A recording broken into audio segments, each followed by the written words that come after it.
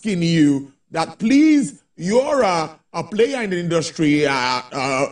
You know all that has to do with the oil and gas industry. You've been there. You're an author. You've done a lot around the space. Can you help us differentiate between blending and refining? Okay, thank you very much. Useful question, and I know that's been quite controversial. Now, when you speak to refining, you say when it's like when you boil water. When you boil water, liquid always ends up becoming vapor, and the vapor, when cooled, becomes liquid back. Now, so refining is that crude, you apply a lot of heat over 1,000 degrees, then in that distillation tower, it will begin to settle down based on the weight when that vaporization or the vapor, when it settles down. So you now have oil at different levels and the heavier oil. Now, a part of the refining process, when you have all of that, you will not get to naphtha unless you then crack. When you crack it, you then reduce further, you make it, you take it further to something lighter, which is naphtha. Now, that's where many refineries may stop, unless you go into what they call secondary refining. And at that point, you must have what they call a catalytic reformer.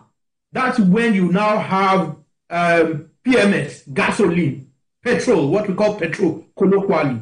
So it's a process from vaporizing, applying heat, it settles down into liquids at different weights, and then you go to the next level where you crack, and you have your naphtha, and then you reform and have your PMS. Now, there are two means. Some reform if you have that catalytic reformer, which many smaller refineries don't have because of its cost. And I'll give you an example, and it's in public space, so I can say the ND refinery, what used to be Niger Delta refinery, now Aradel refineries, was a 1,000 barrels per day refinery. It then grew capacity to up to 11,000 barrels, meaning that it added 10,000 barrels. And they now got a catalytic reformer.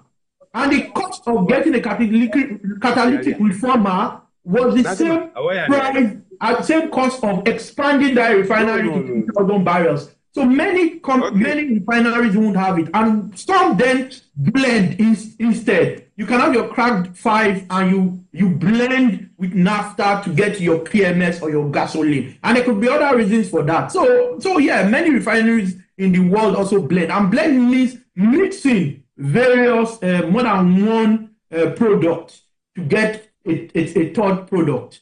So that's the difference between refining and blending. Blending, bringing together, refining, breaking it down, particularly using heat to different elements based on weight. That's the difference.